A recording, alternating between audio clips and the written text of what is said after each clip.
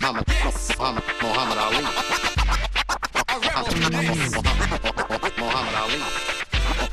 Muhammad Ali. As a kid in Louisville, Cassius Clay was smitten with the fight game. As an adult, in front of the world, Muhammad Ali mastered it.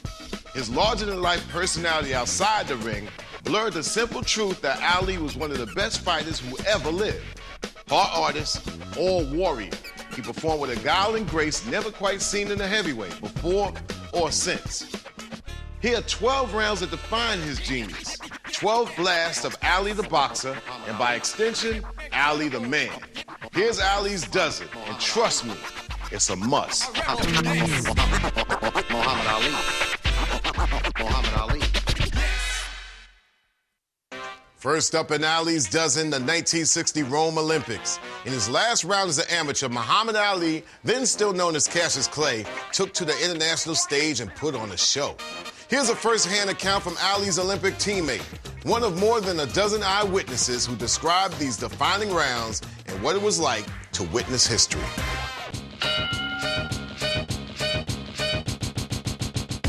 Cassius was 18 years old. He was a kid. When he went to Rome, he was awed by the experience, and he wanted a gold medal very, very, very, very badly. I think he wanted his gold medal more than the rest of us did. Cassius Clay of the United States takes on Ziggy Petrikowski of Poland in the finals of the Olympic Light Heavyweight Boxing Championship in Rome. His gold medal fight was against a Polish champion who had quite a reputation, quite a name for himself. Ali went out and he moved well, and he was boxing, moving in and out. Cassius measuring his man. Feeling the guy out, trying to see what he does and what he'll go for. The second round, there was the pockets of Ali's superiority. Clay piling up the points here in round two. In the third round, the fight was similar, only Ali put a little more pressure on. Clay looking very fresh here at the start of the third and final round. Ali threw more punches, and more punches in bunches, as you would say.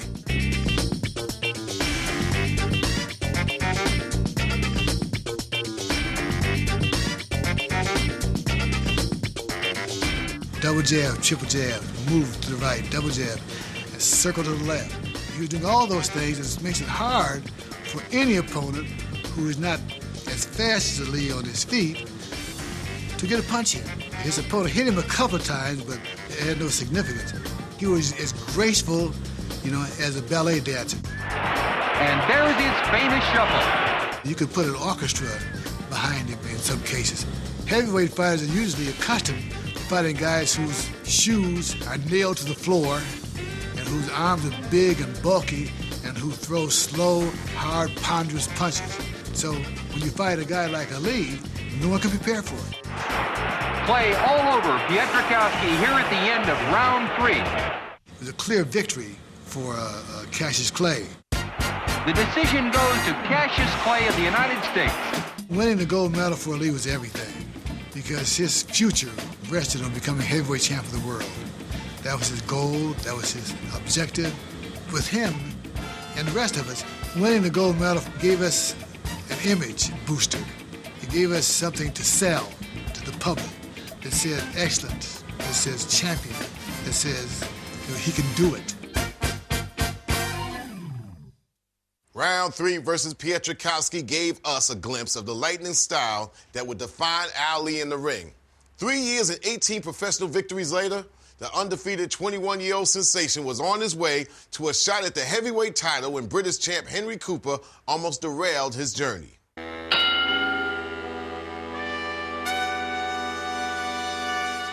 I knew Ali was what we call in a boxing game a loudmouth. He loved to talk. Henry Cooper's nothing to me. If this bum go over 5 rounds, I won't return to the United States for 30 days. He was a brilliant boxer, very fast on his feet for a big man, moving like a middleweight. He was always trying to knock my left hook away. And actually what he did, he'd see a punch coming, he went to knock it away, and as he chopped down with the heel of the club hit me on the eyebrow. This is tragedy for Cooper in the third round. With only 40 seconds gone, Cooper is very badly cut over the left eye. And I could feel warm blood dripping off my chest, so I knew it was serious, so I had to try to pick my game up. Muhammad perhaps had been taking it easy and fiddling around just a little bit because he had predicted a victory in the 5th round. Clay hardly bothering to punch in this round now. He's just threatening and he's teasing Cooper. And just in the last seconds of the 4th, Cooper caught him with a real punch.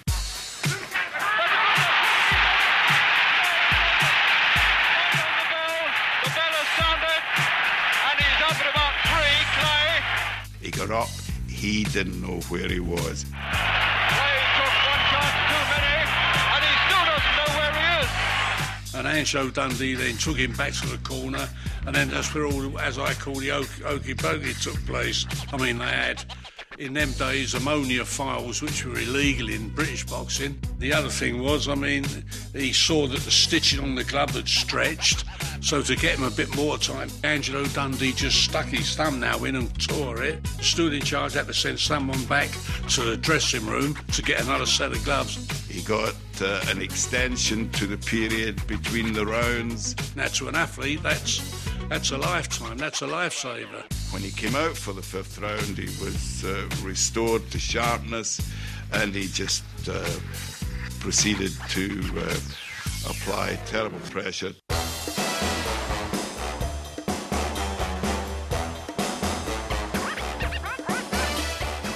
Knocking him down like that and shaking him like that was it was a wake-up sign, you know, because he'd been showboating a little bit up to then. He was all business, and he just made a job of Cooper.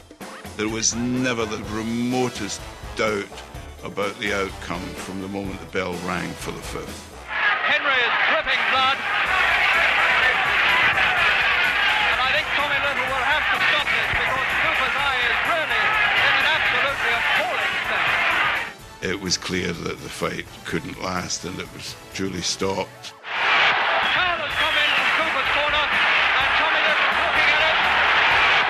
Ali always paid me a great compliment because he always said that left hook I had him when he said Cooper hit me so hard he didn't only shake me, he shook my relations in Africa.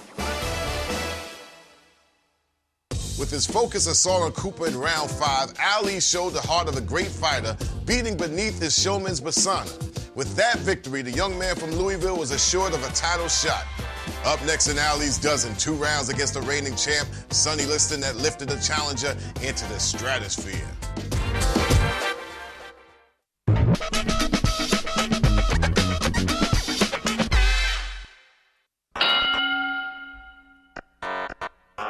The Liston fight, they thought I was leading my guy to the slaughter.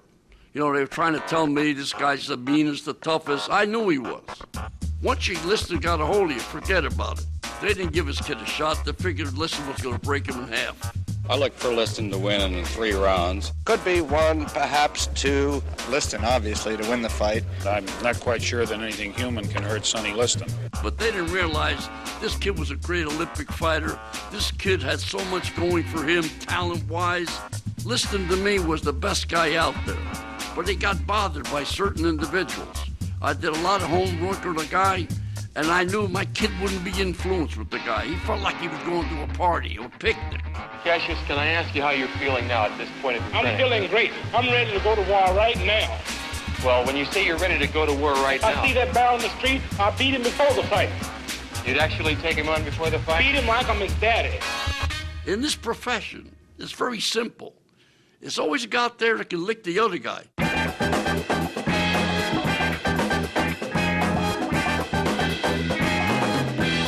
World heavyweight boxing title on the line.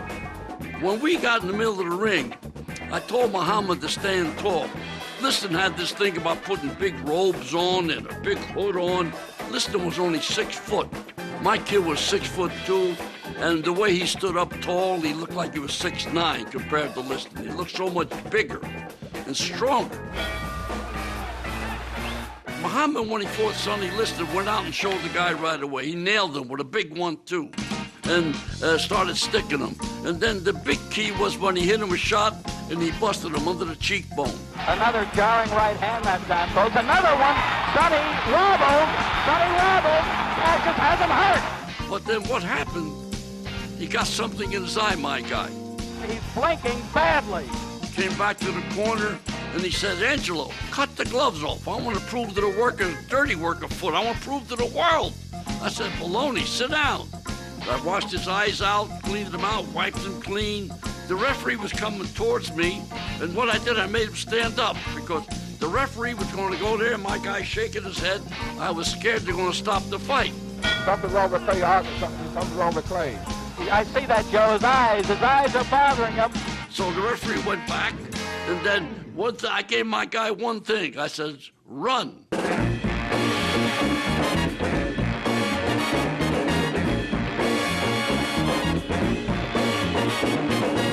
Liston did a horrible job on him. He was banging him out with real good body shots. It looked real bad. Sonny's going to try to pull it off. Muhammad worked as hard as he talked. He was a tremendously conditioned athlete. That's why he was able to take all those body shots from Liston and didn't fold. Well, after that round, his eyes started clearing up, thank God, the tear ducts, and then he did a number on the guy. Round number 6. Cassius Clay still with the faster hand. He took everything out of Liston. Liston was completely out of it. Easy target. Easy. I got a guy who can't see, and I couldn't get him out of there. So that took all the juice out of Liston. And Muhammad was the boss.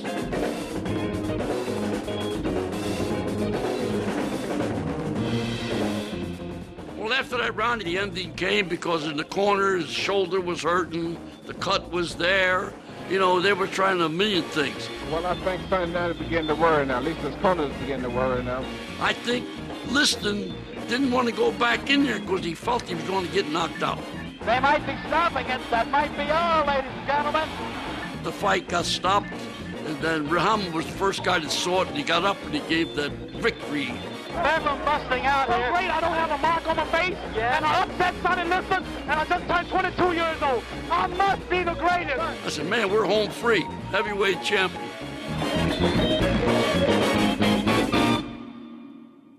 Round 6 marked the birth of the man they would call the greatest. Boxing had a new champion, but not everyone was ready to accept Ali as the heavyweight king of the world. A rematch took place 15 months later. About the next fight you have with Sonny Liston, now all the needling and the kidding that you've done before, surely this isn't going to work because now he'll be ready for it.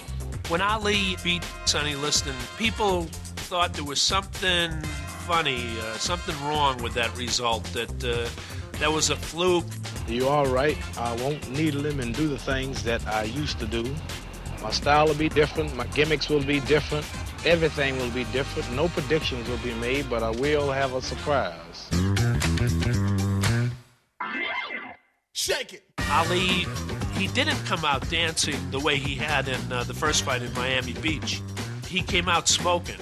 Round number 1. Once you have that championship belt around you, you become a better fighter. Maybe not physically, maybe not in terms of skills, but it gives a certain mental boost or mental confidence. Clay continues to move and run as he is looking for the opening. He nailed Liston on the chin with that anchor punch, that twisting right hand. Bam, Liston went down.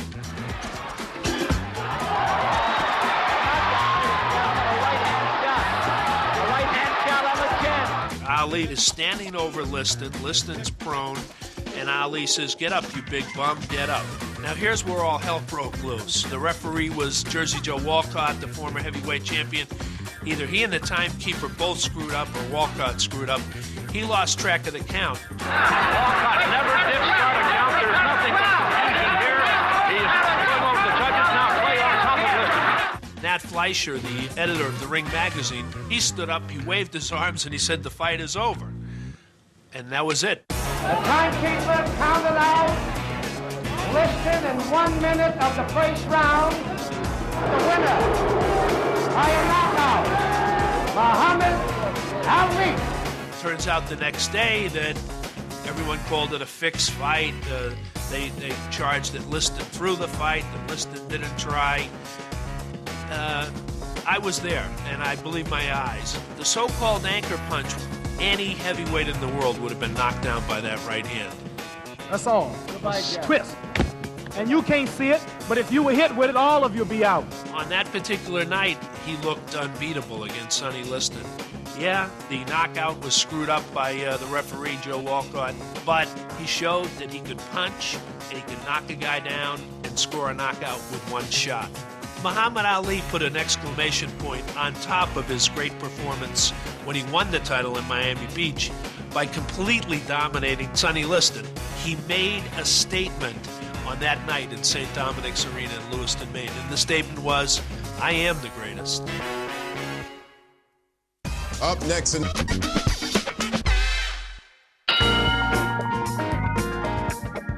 Cleveland Williams was a very good fighter. He was a fighter with a little age on him, but he was a tall, powerful man and a very good puncher. Unfortunately, he had been gut shot by police 3 or 4 years before, and some people thought it cost him what career he might have had. But he was still a very dangerous opponent, and they expected rounds.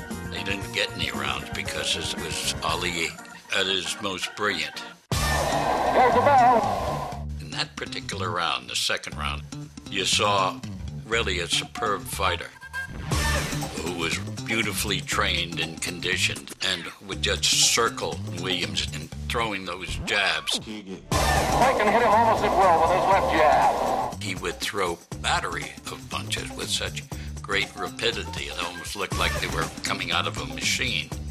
Clay hits you many different ways, slaps and hooks and jabs. It was just a brilliant arsenal. And then the right hand, so it was powerful right hands that put Cleveland Williams down. The hard left, Williams down. Clay with a left, a right, a left. Williams with his back to us is getting hit at will, a left, a right. Clay has him going down. He'll take another mandatory 8. A left by Clay, a left, a right. Williams throwing his back. Williams must have thought he was on an elevator because he kept getting knocked down and kept getting up. He went down 3 times and he just beat the bell for the third one. He had taken a pounding. Round 3 is really anticlimactic. Ali hits him again, I believe with the right hand, and drops him. Williams down. He may not get up. Williams got up and wobbled, and the referee stopped the fight. Harry Kessler stops the fight. The winner by a technical knockout and still heavyweight champion of the world, Cassius Clay. The second round was really an example for history. What it did was revealed all the facets of his ability to move, his ability to punch, the great footwork, the Ali shuffle. Ali was just flexing his muscle, just beginning to appreciate how good he could be. It was a signature piece by Ali, certainly a signature round. Having displayed his punching power in round 2 versus Williams, Ali made a different statement 3 months later against Ernie Terrell, who in the run-up to the match refused to refer to Ali by any name other than Cassius Clay. I am surrounded at the moment by 2 massive men. The gentleman to my left has just told me that he is the only man in the world that Muhammad Ali is afraid of. You continue to be unafraid of us. Yeah, I'd like to say something right here. You know, Cassius Clay, yes. Why do you want to say Cassius Clay when Howard Cosell and everybody is calling you Muhammad Ali? Then why you got to be the one of all people whose color to keep saying Cassius Clay? I said, when I met you, that's what you told me your name was. You said your name was Cassius Clay. I ain't told you nothing. My name is Muhammad Ali, and you will announce it right there in the center of that ring after the fight if you don't do it now. Acting just like an old Uncle Tom. Another flawed powder, so I'm going to punish you. Look at the 3 knockdowns in 1 round. We are enforcing the 8. This could be a long, long night. They were both champions. Terrell was the WBA champion, World Boxing Association champion, and Ali, I guess, was the World Boxing Council champion. And it was a fight to unify the titles. It looked like a fight that was going to be interesting in the sense that who's going to have the better jab. The guy with the better jab was probably going to win. The bell for round 1. He had a good style. He was fast on his feet. I knew that I had to corner Ali some kind of way. And what happened is, in the 3rd round, I got thumbed in the eye. My eye was just stopped and wouldn't move that one eye. Every time he would move one way, or the other, I would see two Alis. Fighting one Ali is tough enough. Fighting two of them is kind of rough. Terrell really couldn't get on track. The eye was badly swollen, and Muhammad, for lack of a better phrase, had a picnic with him. Now the bell for round 8. Ali would say, "What's my name, chump? What's my name, sucker?" And he would throw the jab and throw the jab and throw the jab. He wanted to make Terrell do it. Terrell would not do it. Steady to humiliate him. I hardly think it's necessary. By him saying, "What's my name?" I mean, it didn't mean nothing to me. I didn't pay no attention. Terrell was just having a tough enough time staying on his feet, never mind answering questions. He could have ended the fight. He could have knocked him out. I'm sure he could have. He did not want to knock him out.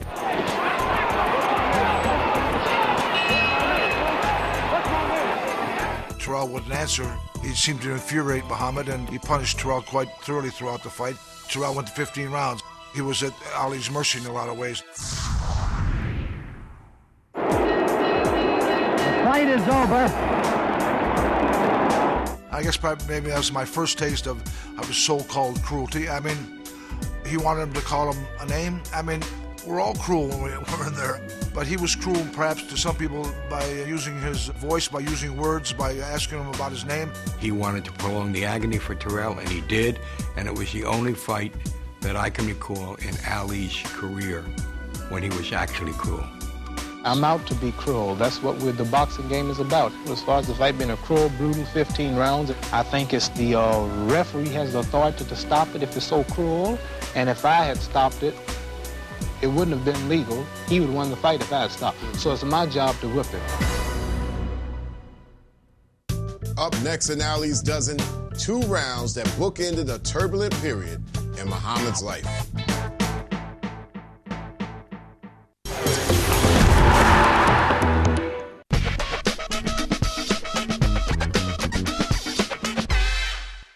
We continue our look at 12 rounds that define Muhammad Ali as described by the opponents he faced and the eyewitnesses who watched him make history in the ring.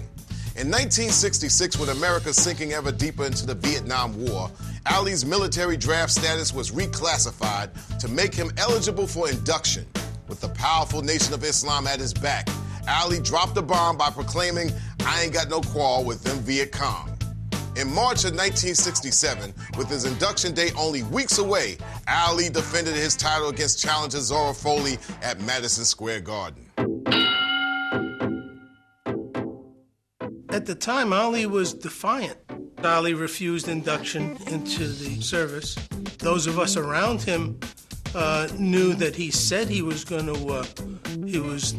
going to take that step, not going to take the oath. So when you went into the Folley fight, you knew that this was maybe Ali at his best, and you hoped and prayed that this wasn't going to be the last time you saw him defend the title. Folley was difficult for anybody because he wasn't a spontaneous fighter. He was very technical and very difficult to open up because he was a counterpuncher. So he wasn't particularly an easy case for Ali. Muhammad Ali, the white trunks, Zora Folley, the challenger. This was Ali really reaching the pinnacle of his skills. Ali was just in control of the fight. And at the moment, the champion is treating this as though it were a gymnasium workout. You could see that Ali was testing him. How far away from Folley did he have to stand where he could hit Folley and Folley couldn't hit him? The champion is putting on a show. He knocked him down in the 4th round. And there's Folley down. You weren't really certain that he could get up, and he got up and he turned around and he looked the wrong way, as if a man was getting up from a nightmare and wondering where he was. Ali was clearly in control of the fight. You would think, unless there was some sort of disaster, he was clearly going to win. Champion Speed has been turning the fight his way. Ali landed a beautiful chopping right hand in the 7th round, and Folley went down and out. It was so quick, many people didn't even see it. It was one of Muhammad Ali's best punches. Folley down from that right hand. I don't know if he's going to make this one. I mean, it wasn't any question. He was a sack of potatoes on the floor. The winner by a knockout and still heavyweight champion of the world, Muhammad Ali. That was the pre-exile Ali. That was Ali maybe at one of his finest hours. The 7th round was his swan song, in a sense. It was his salute to the boxing game. There was a sense that they were about to drop the curtain on him, that this great showman was about to leave the stage. In April of 1967, just 37 days after defeating Folley, Ali stood behind his words and refused to report for military duty. He was convicted of draft evasion, stripped of his title, and shut out of boxing for 3 years, 7 months, and 4 days. When Ali returned to the ring in October 1970, the whole world watched. That night in Atlanta was the wildest fight scene, sports scene of all time. There was America's black mafia, America's black intellectual elite. Everybody that mattered in black America was in Atlanta for that fight. It was the rebirth of their king. Here was a guy who consistently gave voice to a great sense of self that black America hadn't been able to express. And now he was back on the stage that he had built, and it was a celebration. Clay, I feel, has been messed around, and now is a chance to prove himself. As an American, I love freedom for everybody, and this will free Muhammad. He'd been gone for 43 months. He'd lost 20, 30 pounds in 6 weeks to get ready for the fight. There are a great many question marks in this fight. Clay is certainly not in there against an easy opponent.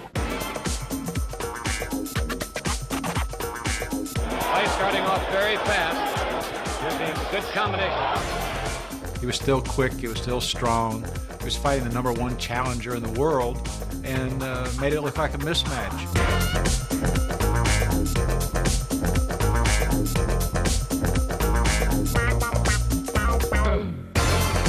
Quarry was a good fighter. He could move, had good hand speed. Didn't make any difference. Ali hit Quarry anytime he wanted to. That left jab is finding its mark. To the naked eye, to the layman's eye, you could tell no difference. Still had the good hand speed, still moved. I didn't think he'd lost anything.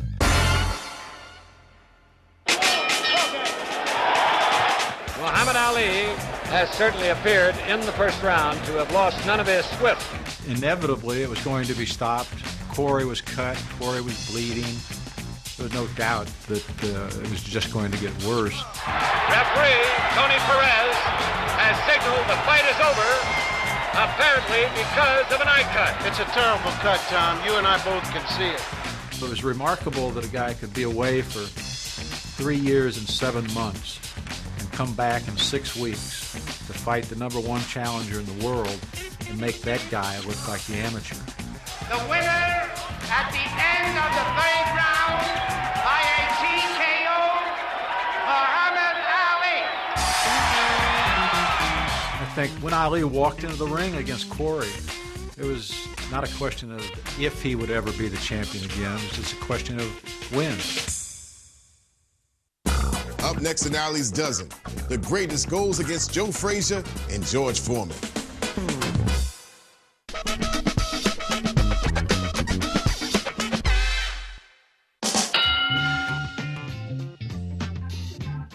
It was really an unprecedented situation, the first Ali-Frazier fight, because both fighters had a claim to the title. Ali had been the champion before his exile.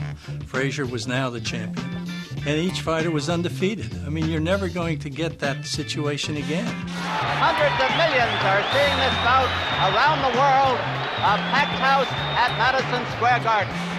Boxing was one of the big, really big sports in America at that time. You looked around and there was Frank Sinatra taking pictures for Life magazine. All the mob people, the politicians, the black leaders, everybody was there. Celebrities, actors. Nobody came just to see a fight. They came to see their guy. The fight was very even. Joe was swinging away, and Ali was jabbing him and acting cute and all that. Ali shook his head as though to say it didn't hurt, but it must have. Then the fight got pretty serious. Then they really started to go at each other. It really started to count. It really meant something.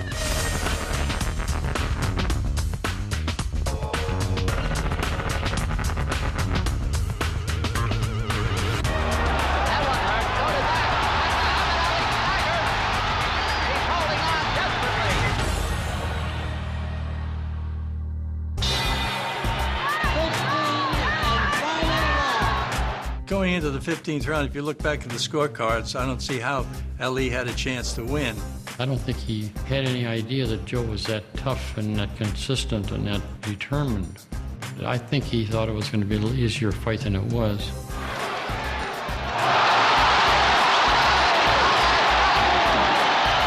His whole body had crashed into the canvas. But the thing I remember, too, is as fast as he went down, he got up even faster. He got up as fast as a human can get up from a knockdown. He takes the mandatory 8 count, the only knockdown of the fight. Frazier knocked him down and certainly clinched whatever doubts there were that he would win the fight.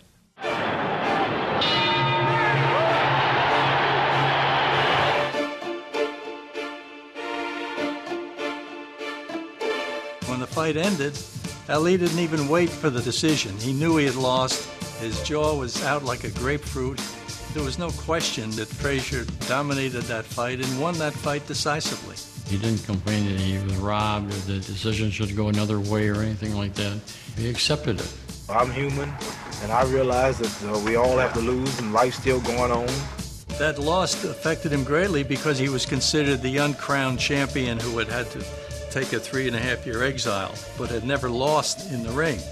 He couldn't certainly claim that he was the uncrowned champion after having lost to Joe Frazier. So it was he knew there was a long road back before he would get a shot at the title. The knockdown in the 15th sealed Ali's first loss in 32 pro fights. 3 years would pass before Ali got another shot at the title taken from him in 1967. At age 32, he traveled to Kinshasa, Zaire, to meet heavyweight champ George Foreman. Here was a guy who had been through hell. He lost 3 years of his life in boxing when he would have been at the top of his game. Now he comes back, and finally he gets Foreman. And everybody thinks there is no hope. This was going to be the easiest fight of my life. I was pretty confident that once that bell rung that I was going to knock Muhammad Ali out in the first round. Foreman had never been in a close fight in his life. He was a brute at that time.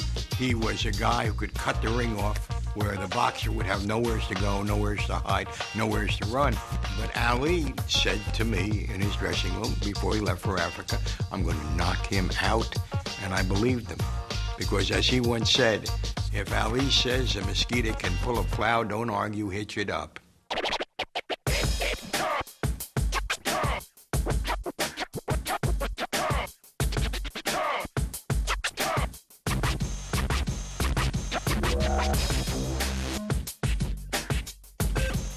Well, first of all, everybody has all of this stuff about the rope-a-dope. Ali went to the corner to save his life. He got hit in the neck in the first round, and I think he felt it, and I think he was somewhat concerned about it. And when he went to that corner, put his hands up to protect himself, Foreman was wailing away. The corner is screaming at him, get off those ropes, get off those ropes. Ali made no attempt to fight back. Ali sits back on the ropes and tells Foreman to come in. I always tell people about the rope-a-dope. I'm the dope. Foreman thought that all he had to do was keep fighting and Ali would fall down. But he kept hitting Ali's arms. The one thing I'm assured of, I hurt him as much as I've hurt anybody else I've boxed. But I've never fought anyone with that kind of determination to take the pain. Foreman not scoring these punches at all. By the third or fourth round, I said, okay, let him throw the punches, let him get arm weary. Muhammad Ali was saying, George, is that all you got? George, show me something. After I pounded him with my best punch, George, show me something. Well, it took its toll, not right away. It took a while. It took several rounds. By the time we got to the final round, the tide had turned.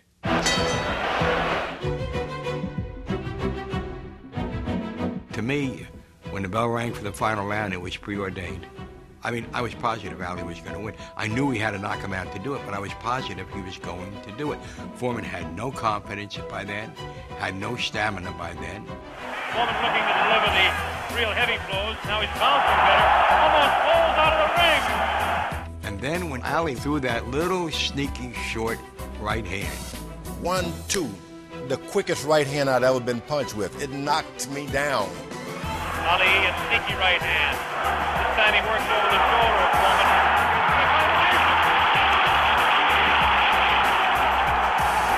And I swear Foreman fell in sections. His ankles, his shins, his knees. He rolled over.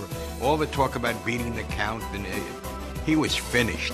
He was absolutely finished. Muhammad Ali has won by a knockdown. The thing they said was impossible, he's done. What he did was more than courageous. It was a step beyond. It was like he was sacrificing himself. When I stay on the ropes, you think I'm doing bad. But I want all boxers to put this in the page of boxing. Staying on the ropes is a beautiful thing with a heavyweight when you make him shoot his best shot and you know he's not hitting you. I would have gave George Foreman 2 rounds of steady punching because after that he was mine. It was one of the biggest moments, if not the biggest moment in Ali's life. I'm the real champion. I told you, I'm the champion of the world. All of you bow. All of my critics crawl. After the fight, we went to look for him, and so we went to the river. And he was standing there gazing at the Zaire River. And for once, a bunch of newspapermen showed some intelligence and sensitivity. None of us said a word. And when he turned back and saw us, he walked toward us and he said, "Fellas, you'll never know what this means to me." And of course, if you hear him say that, then you do know.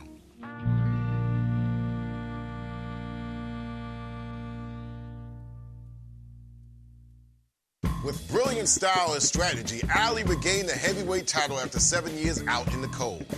Up next, the final 2 rounds in Ali's dozen, including a classic from Act 3 of the Ali Frazier Blood Trilogy.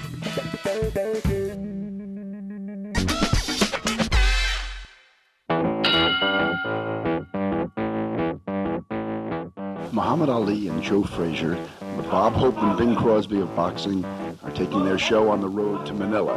Well, here you go. We got a fight that's a natural. Ali Frazier 3. Now, these guys were meant for each other. Joe Frazier and Muhammad could fight 30 times. It would be great fights because it was a blending of styles. I'm going to hit you right on your head and straighten out your nose. We got something for you. You have. You better believe it. It will be a thriller and a chiller and a killer when I get the griller in Manila. I know, yeah. I know, man. Both of them wanted it so bad. And it was the epitome of the heavyweight champions. Ladies and gentlemen, the Thrilla in Manila. Temperature at ringside was about 120 degrees. It was a tin roof. It was an indoor arena. And, man, it was hot. Ali was moving and hitting in the early rounds. Ali constantly beats Frazier to the punch. And Frazier's not a fighter who would back up. Been a one-sided fight so far. Joe Frazier was a great fighter. He kept pressure on you all the time. He was able to take punishment.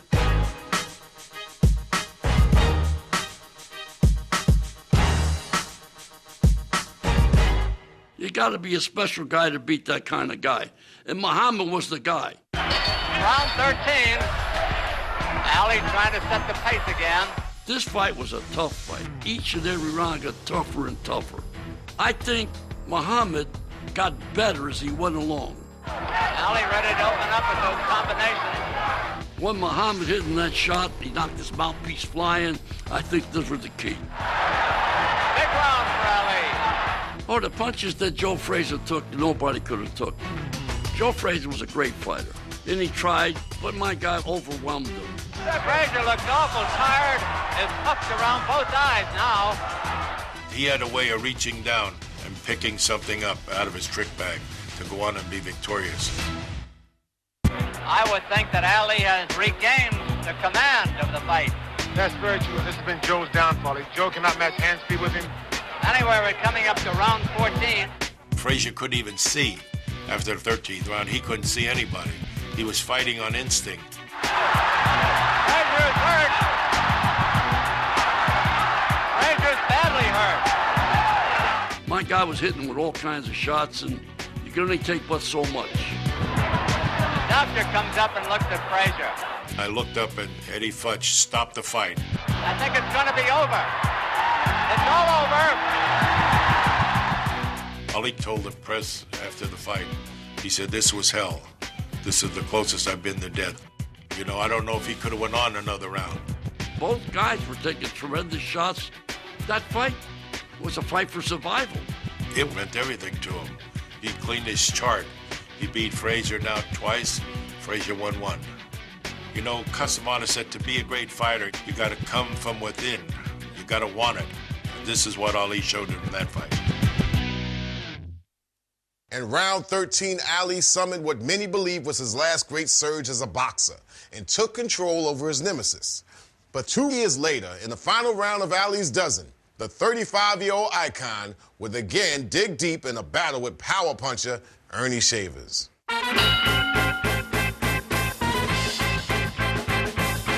Ali at that stage was still an incredible fighter. I mean, what he had lost in perhaps speed or what some people call skill, he made up in will. He may not have been at his very best. He was still 10 times better than everyone else. He still had very fast combinations. He talked very well, and he knew how to psych you out. This will be no contest. After first round, it'll be obvious that I have a sucker. This man is not in my class. Ernie Shavers was this bulldozer of a man because at that time Shaver was knocking down everything in his way. It was like a 98% knockout record. It was extraordinary. They thought, okay, this is going to be a real interesting test. A lot of people wanted to see how much Ali could actually take. When Ali came out, he was sticking in the first round. Shavers was in great shape, coming at him, very, very powerful. The second round, I had him in trouble. That one was a bit of a shake-up. Ali got demolished with a right hand that nearly decapitated him. My reaction is, I hope I'm in a good position to catch his head because I know it's going to land in my lap. That's how hard he was hit. Well, at first, I thought he was out of it. But then Ali kept waving me in, so I figured, well, this guy probably caught me, trying to psych me in. But he really was hurt at that time, but I thought he was just faking. Oh, yes, he's doing the wobbly legs bit now. I should have went in. I put pressure on him, I probably would have knocked him out. He was definitely playing mind game, and it worked. After the second round, Ali was on a dream street. As a matter of fact, he confided in me years later. He says, I had no idea where I was from the second round to the 15th. And it looked that. But he was on automatic pilot, and that was good enough. This is a journey. The 15th and final round. Well, at that point, my corner had told me, don't try to knock him out. Just go distance and you got a chance of winning. I remember there was an amazing amount of energy being spent, considering what they had been through. Ernie Shavers wanted this so badly. This was his moment. This was his crossroad in life. And Ali was taking a pummeling. Then, all of a sudden, he dug down and he caught Shavers in a way that rocked the man. Ali, and almost every round, he would flurry at the last 15, 20 seconds. And he did the same thing in the 15th round because he hit me a couple good shots. First time he actually staggered me.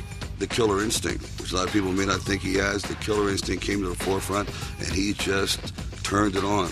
There's a part of him that just goes into another dimension and has to, where it's beyond pain, beyond any kind of concern for his own physical welfare. I remember once he told me after a fight, I was talking to the angels tonight. That's how hard, that's how tired I am, and that's how hurt I was. I was talking to the angels tonight. Ali has retained the heavyweight championship of the world. His 19th defense, fought his heart out to get it on a unanimous decision. We saw something gallant. We saw something divine. We saw something inspired. We saw truly a legend at work. Ali's 15th round versus Shavers was his last great moment in the ring. He would continue to fight, but with more style than substance. In 1978, after losing his crown to Leon Spinks, he took it back 7 months later. But the greatest boxing career of modern times ended with losses to Larry Holmes and Trevor Bourbon. Ali retired in December of 1981. Of 61 fights, he won 56, 37 by knockout. But numbers are not the measure of his legacy. The three-time heavyweight champ was rarely cut, and never knocked out. Back in 1964, Ali told the world that he was the greatest. In light of history, few would disagree.